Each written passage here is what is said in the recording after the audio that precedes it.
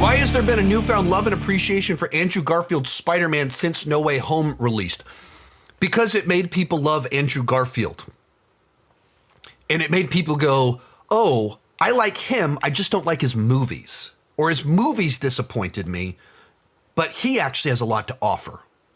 The big problem you run into with Spider-Man, Amazing Spider-Man, is that we're doing the same origin story again, but it's a little bit too serious. And that's not the most compatible thing with Spider-Man, to kind of go a little bit more brooding. Probably not the right pivot, but it was post Dark Knight, so they pivoted a little bit more serious, wrong direction. And so there's just stuff in there that people thought it was good, but they thought it was a step back from what they got the decade before, and we're doing it again. And that was the conversation. And so Andrew kind of gets overshadowed a little bit. And then you do Amazing Spider-Man 2, and it's a movie that has way too many plot lines. And so you kind of get lost in all these villains, and the tone can be all over the place.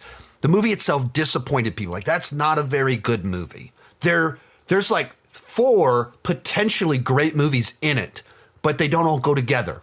And that's what this movie tried to do. And that was the conversation. And then it got rebooted almost immediately. It killed the franchise. So the conversation was, they did one that was too familiar, but too dark, a darker version of something too familiar. And then they did one where they went off in too many directions, and they couldn't pick a direction and a focus. And so everything struggled. That was the conversation. And you watch No Way Home, and you're just so happy to see him. You're so excited he's in there and he's fun. And you remember, like, oh yeah, he's a great actor. Like, he can be charming Peter Parker and be funny, but then he can just turn into like the acting chops. I think pure acting chops, he's the best actor to play Peter Parker. And maybe Tom Holland will get there at some point in time, but at the point in time where he was playing Peter Parker, he had the strongest acting chops. And you watch all 3 of the movies he's in, you see absolutely this guy is a serious actor.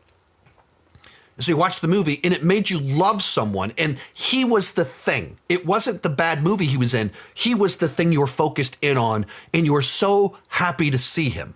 And you went, I want to see more of this guy. I like this guy. They put him in the wrong movies, but like, he's not the problem. Maybe he was too old.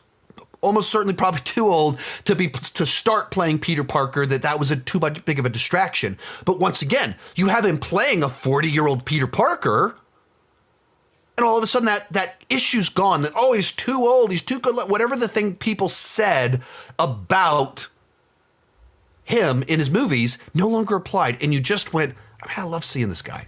Most of these clips are pulled from my Patreon live streams. I do about 6 live streams every single month. For $2 per month, $20 per year, you can get access to all the exclusive videos and live streams. For $5 per month, you get your name on my end card. At the top tier, you get a 30-minute video chat with me each month. The link down below in the description has more information.